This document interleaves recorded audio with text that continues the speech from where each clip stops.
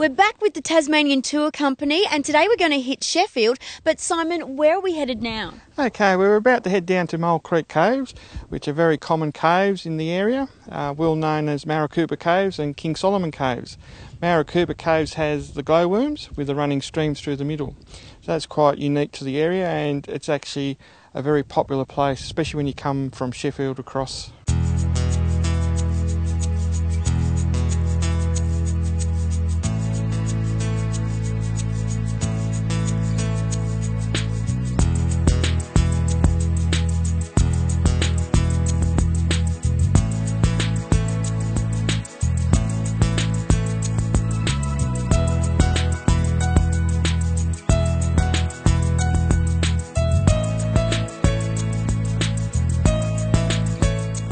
Here with me is Hayden Steadman, who's one of the fantastic guides here at Mole Creek Caves. Hayden, what have we got here? So what we're looking at here is a flowstone formation. The calcium carbonate is the crystal that you can see reflected in the light there, and that's been dissolved out of the limestone ceiling. As the water trickles down from the surface, it's dissolving the limestone and then putting that crystal back again as it precipitates out of solution. So a formation like this is literally thousands of years old. How long would it take for this to grow all the way over to where we are? A considerable amount of time, because this only flows about once or twice a year, and we have noticed that over the past several years the flow times are less frequent. So whether you attribute that to global warming or just drought conditions, one thing or another, it will only continue to grow while there's water there.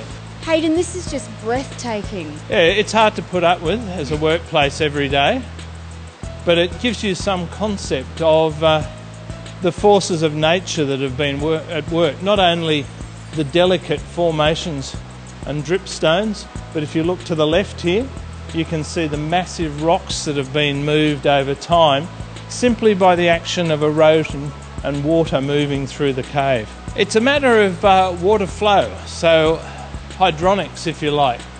Up here we certainly have had a fair movement of water. This is probably an area where a large flow of water has come through, so there's no chance for deposition to occur. On this side we've got the gentle trickle and drip of water seeping through the ceiling, so that slow movement is allowing the deposit of mineral as it trickles down the wall. So Hayden, can we actually see the glowworms? You can see the glowworms if you can get close enough to them, but in the darkness of the cave, all that you can really easily discern is that tiny little glow that's made by a chemical process in the glowworm's gut. It makes them unique in the darkness because, of course, they're the only creature that can produce light.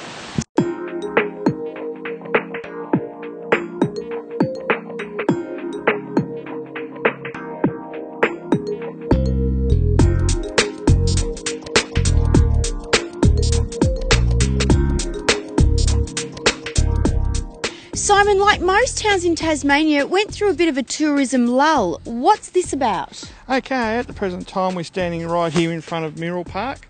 Miral Park has been going for a number of years now, where what they do is they get a poem and they put it up there, and they get people to do a small little picture first, then they judge them, and then they come up with the 9 best ones, and then they have them painted on the walls behind us.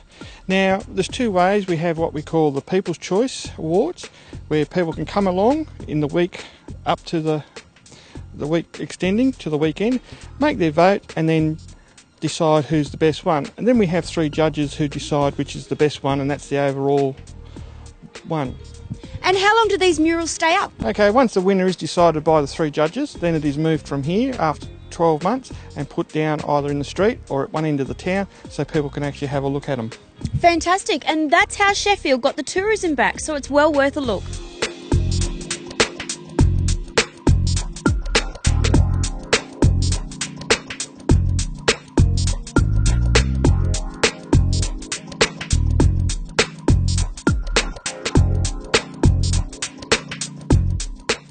So tell us the history of the Flying Fox. The Flying Fox is an early cash system and was around before cash registers.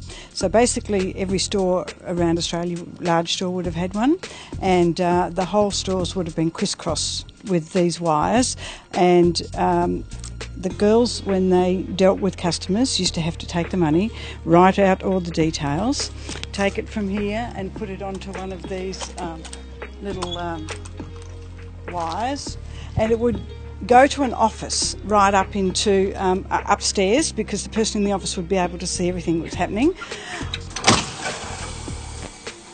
And this one comes back just so people can see, but when the details were taken in the office of all of this particular paperwork and the change was given, then it would come back down. That is amazing. This one's even... it's got the old coins in it as well. That's true, and the owner boasts that there's a 1930 penny in there, but he never lets anybody look. So.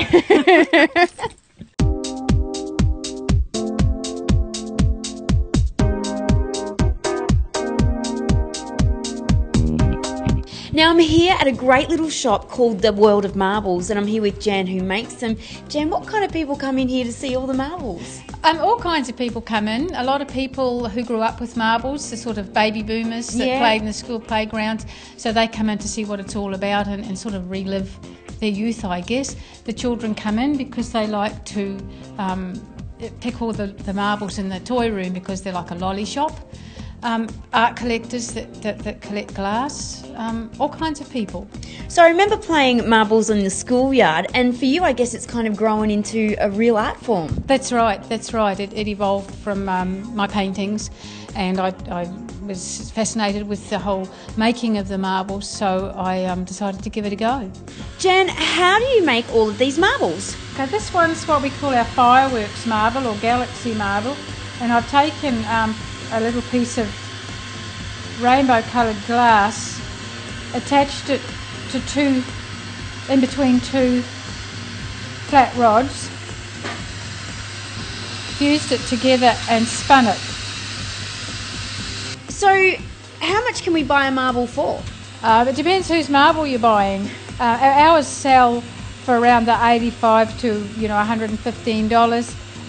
You can buy marbles as cheap as $10 or $15, handmade ones, or you can spend thousands of dollars. And I hear you've got a very expensive marble. Yes, we have a Paul Stankard marble. He's does bouquets of flowers, and they're just magnificent. He's probably the best in the world at what he does, and that's worth about probably about $8,000 US. I'm sorry, Australian dollars. Wow.